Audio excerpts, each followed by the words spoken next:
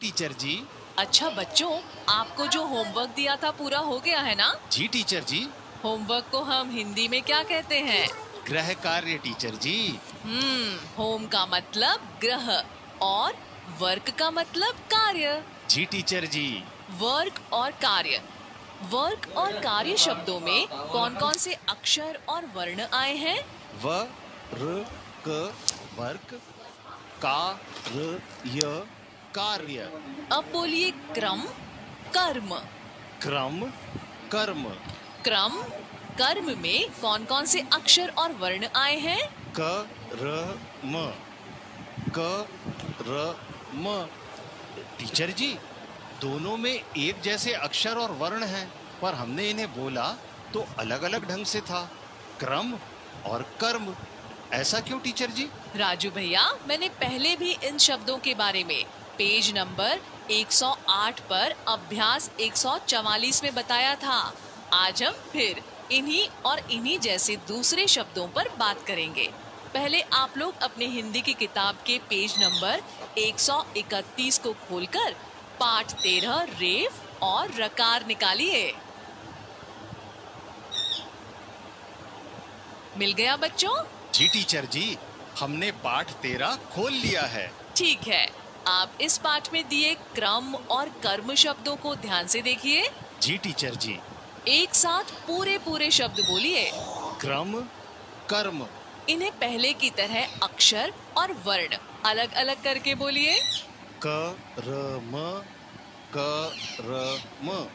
आपको लिखे हुए क्रम और कर्म में र वर्ण दिखाई दे रहा है? नहीं टीचर जी, पर मैंने र बोला तो था। राजू भैया, जब हम पूरे या स्वर वाले र को आधे या बिना स्वर वाले किसी व्यंजन के साथ मिलाकर लिखते हैं, तो र की बनावट के कारण उसे एक चिन्ह के रूप में लगाते हैं। इन चिन्हों को रकार और रेफ कहते हैं। क्या कहते हैं? रकार और रेफ। हाँ, रकार को वर्ण की पाई में एक तिरछी छोटी सी लकीर या रेखा लगाकर लिखते हैं। जैसे क्रम शब्द में क वर्ण में रकार का प्रयोग किया गया है। देख रहे हैं ना आप? जी टीचर जी। इसे एक बार फिर समझिए। जब किसी आधे व्यंजन वर्ण के साथ पूरा र या स्वर रहित र आता है, तो खड़ी पाई वाले वर्णों में र को वर्ण की पाई में एक तिरछी छोटी सी लकीर या रेखा लगाकर लिखते हैं। जैसे क्रम, प्रदेश, ग्रह, अग्रज, फ्रिज, क्रिया, प्रकार। इसे रकार कहते हैं। समझ गए राजू भैया? जी टीचर जी। पर आधे ट और ड वर्ण के साथ पूरे र के रकार चिन्ह को ट और ड के नीचे लगाते हैं। जैसे राष्ट्र, उष्ट्र, ऑस्ट्रेलिया, टुंड्रा, ट्रक, ड्राइवर। तब ये तीर की नोक जैसा दिखता है। जी टीचर जी, हम राष्ट्र, राष्ट्रीय और ट्रक ऐसे ही लिखते हैं। र वर्ण वाले शब्दों में र का प्रयोग किसी पूरे वर्ण के साथ आधे र या स्वर रहित र के रूप में भी होता है। इसे रेफ कहते हैं। आप इसे कर्म शब्द में देख सकते हैं। देख रहे हैं ना? जी टीचर जी। गर्व, पर्व, वर्क, कार्य, ये शब्द भी आधे र वाले शब्द हैं। इसे एक बार फिर समझिए। जब र वर्ण वाले शब्दों में र का प्रयोग किसी पूरे वर्ण के साथ आधे र या स्वर रहित र के रूप में होता है, तो र वर्ण को रेफ के चिन्ह में उसके बाद आए स्वर वाले वर्ण के ऊपर लगाते हैं। ये एक घुंडी की तरह दिखता है। जैसे कर्म, धर्म, सूर्य, शर्म, निर्माण, अर्पण, दर्पण। किसी शब्द में जब कोई आधा र आता है तो उसे शीघ्रता से बोलते हैं। जैसे क, र, म, कर्म। समझ गए ना? जी टीचर जी। अब आप इस पाठ की चौथी लाइन में लिखे रकार वाले शब्द पढ़िए। जी टीचर जी। नम्र, भ्रम, व्रत, क्रम, ग्रह। इसके नीचे छठवीं लाइन में दिए गए रेफ वाले शब्द पढ़िए। कर्क, मर्म, कर्म, सिर्फ, वर्दी। इसे हम फिर दोहराते हैं। आप मेरे साथ पढ़िए और लिखे निर्देश के नीचे लिखी लाइन मन ही मन दोहराते हुए पढ़िए, ठीक है? जी टीचर जी। र का रकार रूप स्वर सहित होता है। इसका उच्चारण जिस वर्ण से मिलता है उसके बाद होता है। जैसे प्रकट, प्रसन्न, प्रदान, प्रथम। आप सब लोग भी बोलिए। प्रकट, प्रसन्न, प्रदान, प्रथम। र ये स्वर रहित है। जिस व्यंजन के साथ मिलता है वो स्वर सहित होता है तथा रेफ उसके सिर पर लग जाता है। इसे रेफ कहते हैं। जैसे सूर्य। आप सब लोग भी बोलिए। सूर्य, पूर्व, अर्पण, अर्जित। अब मैं रकार वाले भ्रम शब्द की वर्तनी को अलग अलग करके बोलूंगी। आप सब भी उसे दोहराएंगे और ध्यान से पाठ में देखेंगे। जी टीचर जी। भ्रम, भ धन र धन अ धन म धन अ।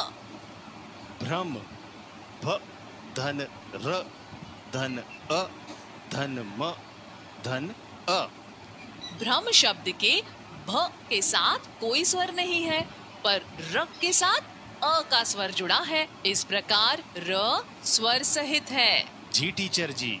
रेफ शब्द मर्म की वर्तनी को मैं अलग अलग करके बोलूंगी। आप सब भी उसे दोहराइएगा और ध्यान से पाठ में देखिए। जी टीचर जी। मर्म, म धन अ धन र धन म धन अ। मर्म, म धन अ धन र धन म धन अ। मर्म शब्द में म के साथ अ स्वर जुड़ा है, पर र के साथ कोई स्वर नहीं है। इस प्रकार र स्वर रहित या बिना स्वर का है। समझ गए ना आप सब? जी टीचर जी। अब देखते हैं आप लोग रेफ और रकार वाले शब्दों को कितना पहचान पाते हैं। पेज नंबर 132 पर अभ्यास 181 को देखिए। जी टीचर जी।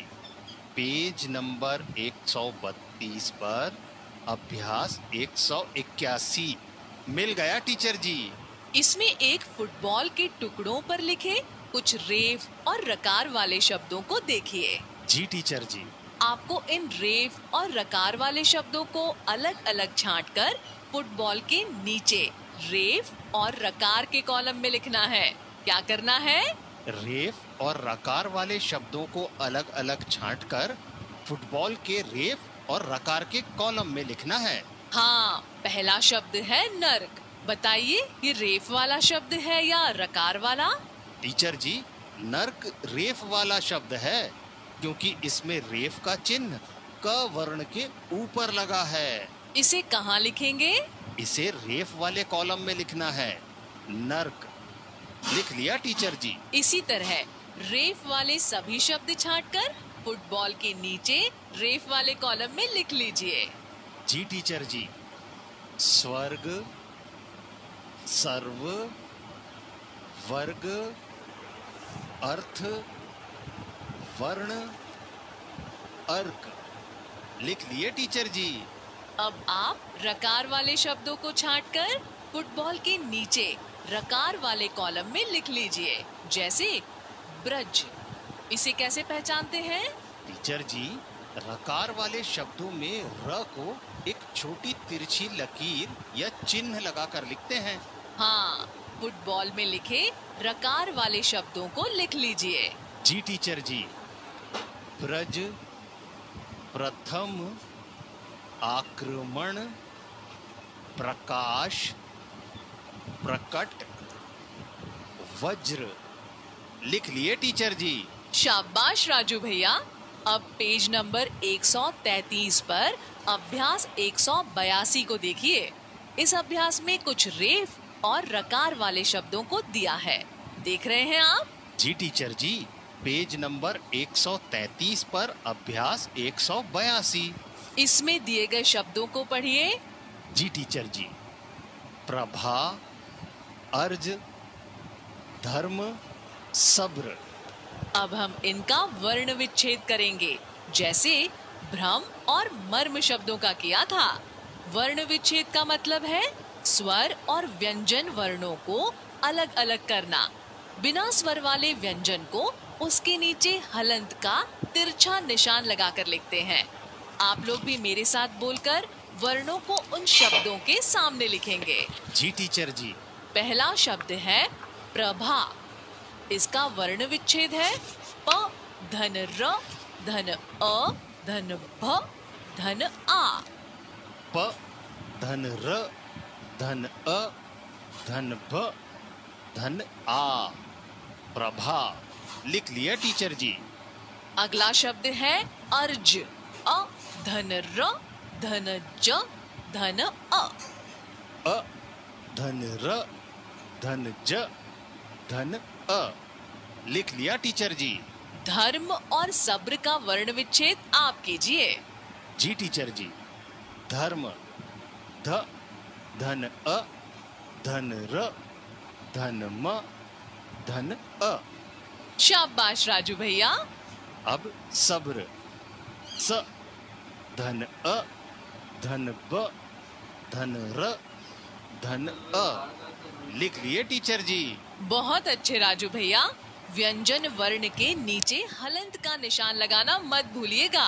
जी टीचर जी। बहुत बढ़िया। अब आप तो रेफ और रकार वाले शब्दों को अच्छी तरह पहचान रहे हैं। अभ्यास 183 में कुछ वाक्य दिए गए हैं जिनमें एक शब्द रेफ वाला और एक शब्द रकार वाला आया है। आपको रेफ वाला शब्द छांटकर वाक्य के नीचे खाली स्थान में लिखना है। पहला वाक्य पढ़िए। जी टीचर जी। बिल्कुल ठीक राजू भैया। बच्चों, हमने अभी कई बार रेफ वाला या रकार वाला शब्दों का प्रयोग किया है। ये रेफ और रकार शब्दों में वाला शब्दांश लगाकर बने हैं। वाला शब्दांश पूरा शब्द ना होकर शब्द का अंश या एक हिस्सा है। इसे दूसरे कई शब्दों के साथ जोड़कर नए शब्द बना सकते हैं। जी टीचर जी। राजू भैया, आप सब पेज नंबर 135 पर अभ्यास 186 को निकालिए। जी टीचर जी। पेज नंबर 135 पर अभ्यास 186 मिल गया टीचर जी। इसमें निर्देश दिया गया है कि वाला शब्दांश जोड़कर नया शब्द बनाएं और लिखें। जैसे फूल शब्द में वाला शब्दांश जोड़कर नया शब्द बना फूल वाला। आप भी बोलिए। फूल शब्द में वाला शब्दांश जोड़कर नया शब्द बना फूल वाला। बहुत अच्छे राजू भैया। अब मैं यहाँ दिए शब्दों में से एक एक शब्द बोलूंगी। आप उसमें वाला शब्दांश जोड़कर पूरा नया शब्द बोलेंगे और उस शब्द के आगे लिखेंगे। समझ गए? जी टीचर जी। पहला शब्द है सब्जी। इसमें वाला शब्दांश लगाकर पूरा नया शब्द बोलिए। सब्जी वाला। दूध। दूध वाला। फूल। फूल वाला। दुकान। दुकान वाला। कपड़े। कपड़े वाला। शाबाश। अब आप इन्हें लिख लीजिए। जी टीचर जी। इसी तरह अभ्यास 187 में दिए गए शब्दों में ता शब्दांश जोड़कर पूरा नया शब्द बोलेंगे और उस शब्द के आगे लिखेंगे। जैसे सफल शब्द में ता शब्दांश जोड़कर नया शब्द बना सफलता। क्या बना? सफलता। इसी तरह अन्य शब्दों में ता शब्दांश जोड़कर नया शब्द बनाने और लिखने का काम आप होमवर्क में करेंगे। ठीक है? तो अब हम चलते हैं। कल फिर मिलेंगे एक नई वर्कशीट के साथ। हम आपको बता दें कि आज के ही कार्यक्रम में हम मिलेंगे अपनी दोस्त मीना से। कार्यक्रम मीना की दुनिया के जरिए। देखते हैं आज मीना हमें क्या बताती है। मीना ने है झटपट सीखे पढ़ने के चटपट तरीके हो पहेली जो सुलझानी मीना पे है उसकी चाबी। पढ़ो पढ़ाओ और खेलो खाओ सरल करेंगे सबका जीना चतुर चतुर है अपनी मीना। हेलो नन्हे दोस्तों, मेरे साथ इंग्लिश सीखने में मजा आ रहा है ना? मुझे भी बहुत मजा आ रहा है सिखाने में, और अब्बू डब्बू का तो कहना ही क्या। बच्चों, जब हम कोई फिल्म देख के आते हैं ना और वो फिल्म हमें बहुत अच्छी विद्यार्थियों में बांटा जा रहा था।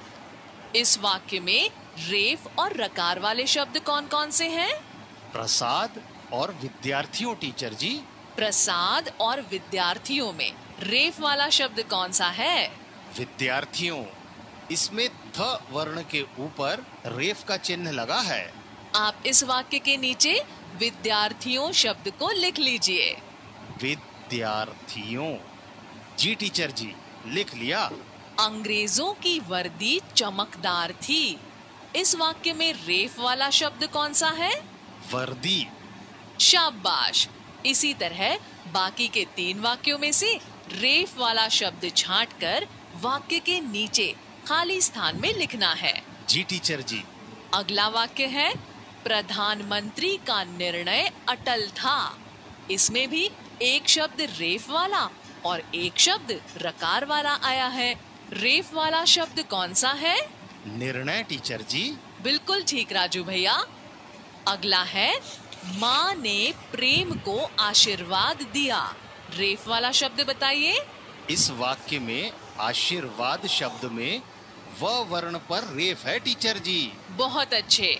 अब आखिरी वाक्य पढ़कर उसमें रेफ वाला शब्द बताइए और लिखिए। जी टीचर जी।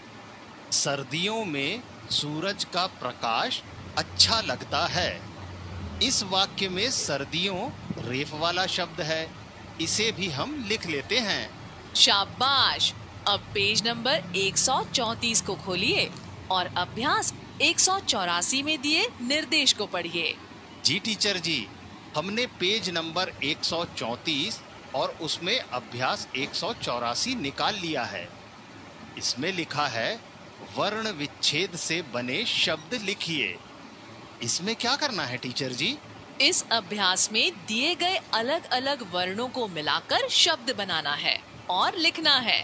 जैसे क धन र धन म कर्म। क धन र धन म कर्म। लिख लिया टीचर जी। क धन आ धन र धन य धन अ कार्य। क धन आ धन र धन य धन अ कार्य। लिख लिया टीचर जी। क धन र धन म क्रम। लिख लिया। क धन र धन म क्रम। लिख लिया टीचर जी। बहुत बढ़िया राजू भैया। अभी इसके पहले आपने अभ्यास 183 में दिए गए वाक्यों में से रेफ वाले शब्द छांटकर लिखे थे, याद है? जी टीचर जी। अगले अभ्यास 185 में कुछ वाक्य दिए गए हैं जिनमें एक शब्द रेफ वाला और एक शब्द रकार वाला आया है। आपको रकार वाला शब्द छांटकर वाक्य के नीचे खाली स्थान में लिखना है। पहला वाक्य पढ़िए आप। जी टीचर जी। माता ने प्रकाश को आशीर्वाद दिया। इस वाक्य में रकार और रेफ वाले शब्द कौन से हैं? प्रकाश और आशीर्वाद। रकार वाला शब्द कौन सा है? आशीर्वाद में रेफ है। प्रकाश रकार वाला शब्द है टीचर जी। प्रकाश लिख लूं? हाँ राजू भैया, प्रकाश रकार वाला शब्द है। अब अगले वाक्य में रकार वाला शब्द बताइए। छात्र के प्रणाम करने पर शिक्षक ने आशीर्वाद दिया। इसमें प्रणाम रकार वाला शब्द है। बिल्कुल सही। इसमें प्रणाम रकार वाला शब्द है। अब बताइए, सूर्य का प्रकाश लाभकारी होता है। रकार वाला शब्द कौन सा है? सूर्य या प्रकाश? प्रकाश टीचर जी। बिल्कुल सही राजू भैया। अगले वाक्य को आप पढ़िए और बताइए कि उसमें रकार वाले शब्द कौन से हैं। राम सभी विद्यार्थियों में प्रथम आया है। इसमें प्रथम रकार वाला शब्द है टीचर जी। बिल्कुल सही। इसमें प्रथम रकार वाला शब्द है। अब अगला, पुष्प और प्रसून फूल के पर्यायवाची हैं। इसमें प्रसून रकार वाला शब्द है टीचर जी। शाबाश राजू भैया। इन वाक्यों में आए रकार वाले शब्द इनके नीचे लिख लीजिए। जी टीचर जी। प्रकाश, प्रणाम, प्रकाश, प्रथम, प्रसून। लिख लिए टीचर जी। बहुत अच्छे राजू भैया। अच्छा बताइए, कर्क, स्वर्ग, नर्क, सर्प, निर्माण कौन से शब्द हैं? रेफ या रकार? कर्क, स्वर्ग, नर्क, सर्प, निर्माण, ये सभी रेफ वाले शब्द हैं टीचर जी। क्रम, नम्र, प्रवेश, आक्रमण, विद्रोह कौन से शब्द हैं? रेफ या रकार? क्रम, नम्र, प्रवेश, आक्रमण, विद्रोह। टीचर जी ये सब रकार वाले शब्द हैं। बहुत बढ़िया राजू भैया। अब आप रेफ वाले 4 शब्द बोलिए। जी टीचर जी। सूर्य, वर्क, मिर्च, गर्म। शाबाश। अब रकार वाले 4 शब्द बोलिए। जी टीचर जी।